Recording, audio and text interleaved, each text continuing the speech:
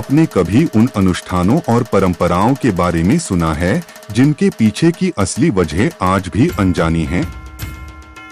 हमारे साथ जुड़िए इस अनोखी यात्रा पर, जहां हम भारत के 10 सबसे रहस्यमयी अनुष्ठानों और परंपराओं की खोज करेंगे। ये प्रथाएं न केवल दिलचस्प हैं, बल्कि बेहद चौंकाने वाली भी। अंत तक बने रहिए, क्योंकि जो आप जानने वाले हैं वह आपको आश्चर्यचकित कर देगा। अनुष्ठान 1, मरी अम्मन पूजा, तमिलनाडु। तमिलनाडु के समायपुरम में स्थित मरी अम्मन मंदिर में हर साल भक्त एक विशेष अनुष्ठान करते हैं, जिसमें वे जलते हुए कोयले पर चलते हैं। यह अनुष्ठान मरी अम्मन देवी को समर्पित है, जो कि रोगों और पीड़ाओं को दूर करने वाली मानी जाती हैं। इस अनुष्ठान में भक्त अपने शरीर और आत्मा की शुद्धि के लिए आग पर चलते हैं। सबसे आश्चर्यजनक बात यह है कि इनमें से अधिकांश भक्त बिना किसी गंभीर चोट के यह अनुष्ठान पूरा कर लेते हैं, जिसे देवी की कृपा मानी जाती है। समायपुरम मरी अम्मन मंदिर में एक और खास अनुष्ठान है, जिसे सामयट्टम कहा जाता है। इस अनुष्ठान में देवी मरी अम्मन भक्तों के माध्यम से बोलती हैं और उन्हें आशीर्वाद देती हैं। यह प्रक्रिया बहुत ही तीव्र और भावनात्मक होती है, जिसे कई बार गैर भक्त अति उत्तेजना या हिस्टीरिया मान सकते हैं।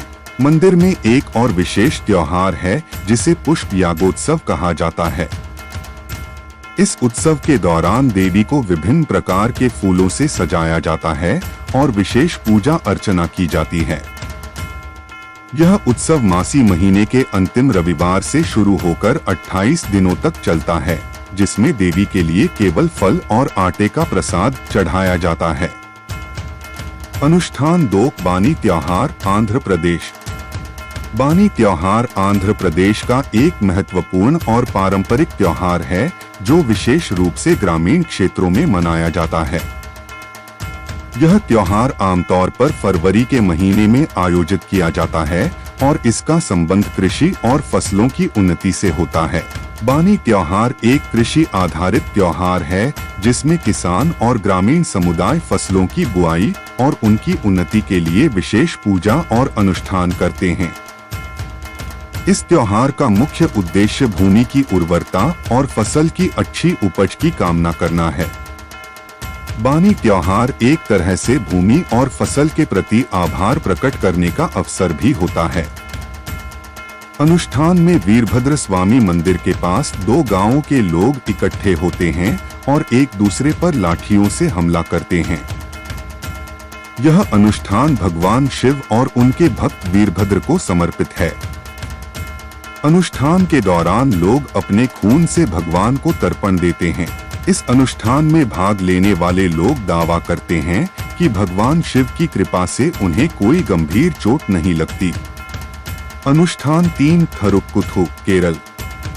थरुक्कुथु केरल का एक विशेष और पारंपरिक धार्मिक अनुष्ठान है, जो विशेष रूप से त्योहारों के दौरान आयोजित किया जाता है।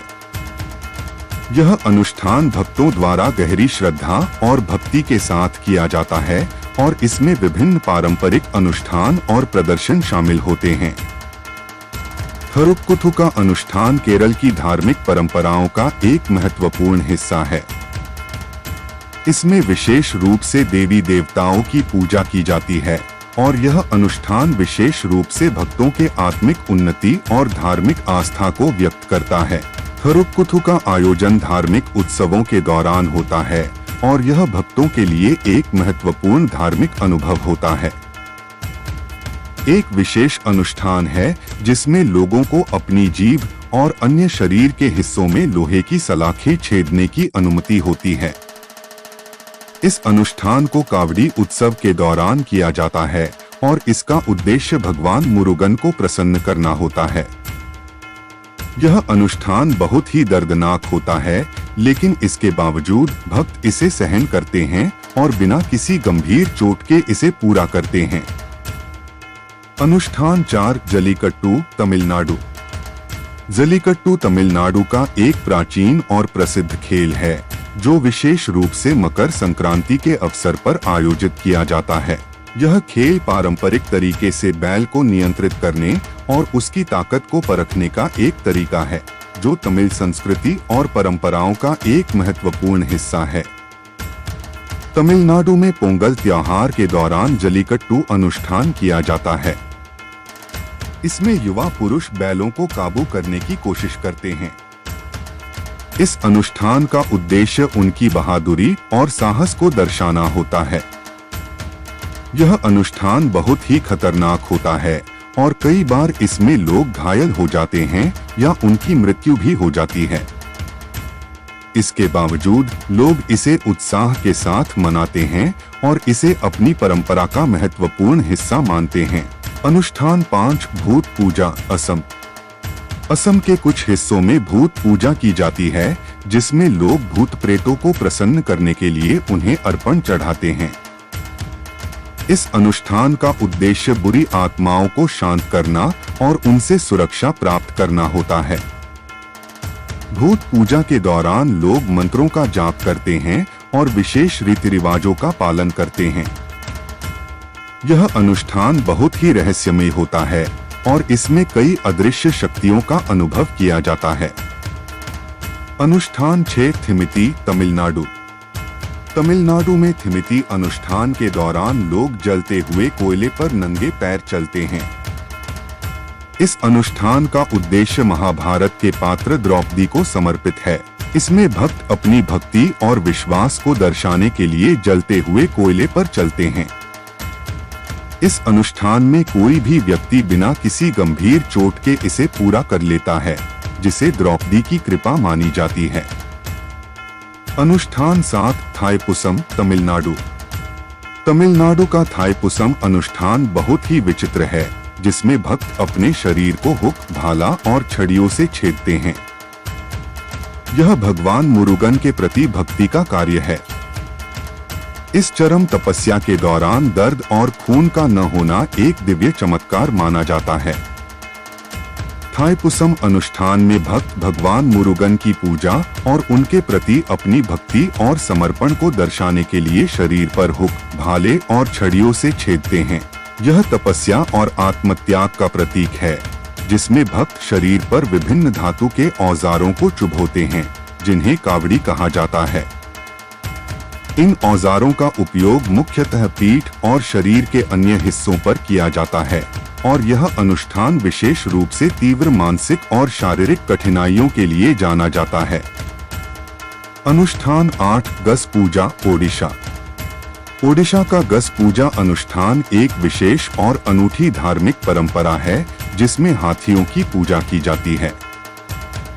यह अनुष्ठान विशेष रूप से गणेश चतुर्थी या अन्य धार्मिक अवसरों पर आयोजित किया जाता है, जब हाथियों को भगवान गणेश के अवतार के रूप में मान्यता दी जाती है।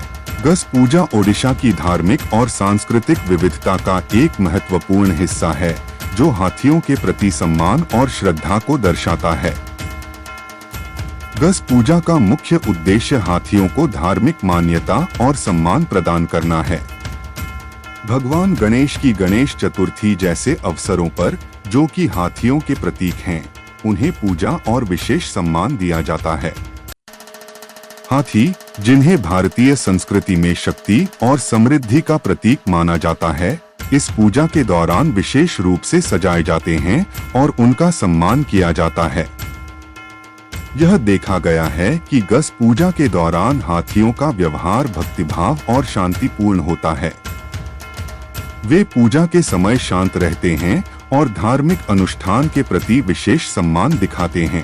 कई बार हाथी पूजा के समय धार्मिक गीतों और मंत्रों के साथ तालमेल बैठाते हैं, जिससे भक्तों को लगता है कि वे आध्यात्मिक अनुभव प्राप्त कर रहे हैं। अनुष्ठान 7 नागमंडला। कर्नाटक। नागमंडला कर्नाटक का एक प्राचीन और महत्वपूर्ण अनुष्ठान है, जो विशेष रूप से कर्नाटक के दक्षिणी भाग के गांवों में मनाया जाता है।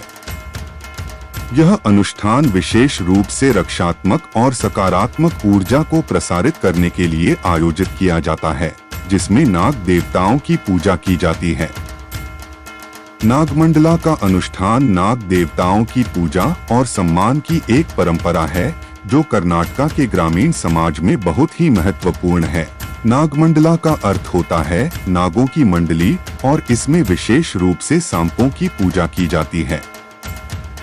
यह अनुष्ठान सांपों के प्रतीकात्मक स्वरूप के माध्यम से रक्षात्मक शक्तियों को आमंत्रित करने और नकारात्मक ऊर्जा को दूर करने का प्रयास करता है। नागमंडला के दौरान एक विशेष प्रकार का मंडला तैयार किया जाता है जिसे नागमंडला कहा जाता है। यह मंडला एक विशेष प्रकार के आर्टवर्क होता है जो सांपों की आकृति और प्रतीकों से युक्त होता है। इसे रंगीन पाउडर या फूलों से सजाया जाता है और इसे पवित्र माना जाता है। अनुष्ठान 8 पंडवानी छत्तीसगढ़। पंडवानी छत्तीसगढ़ का एक प्रसिद्ध लोक नृत्य और नाट्य रूप है जो महाभारत के पांडवों की कहानी को प्रस्तुत करता है। यह अनुष्ठान विशेष रूप से छत्तीसगढ़ के आदिवासी क्षेत्रों में मनाया जाता है और इसमें लोक संगीत, नृत्य और अभिनय का सम्मिलित रूप देखने को मिलता है। पंडवानी का अनुष्ठान महाभारत के पांडवों की कथा को लोक नृत्य और नाट्य के माध्यम से प्रस्तुत करता है। इसमें नृतक और गायक पांडवों के चरित्रों और उनके संघर्षों को जीवंत करते हैं। यह अनुष्ठान छत्तीसगढ़ की सांस्कृतिक धरोहर को संरक्षित करने और महाभारत की कथा को जीवित रखने के लिए महत्वपूर्ण है। पंडवानी के दौरान महाभारत की कहानी का प्रस्तुतिकरण एक विशेष शैली में किया जाता है। इसमें पांडवों की कथा को गाने, नृत्य करने और अभिनय के माध्यम से प्रस्तुत किया जाता है। गायक महाभारत के विभिन्न एपिसोड्स को प्रस्तुत करते हैं जबकि नर्तक पात्रों का अभिनय करते हैं। ये थे भारत के 10 सबसे रहस्यमय अनुष्ठान और परंपराएं। अगर आपको यह वीडियो पसंद आया हो तो इसे लाइक करें, अपने दोस्तों के साथ शेयर करें और हमारे चैनल को सब्सक्राइब करें। हमें कमेंट बॉक्स में बताएं कि इनमें से कौन सा अनुष्ठान आपको सबसे ज्यादा रहस्यमय लगा। अगले वीडियो में फिर मिलते हैं, तब तक के लिए धन्यवाद।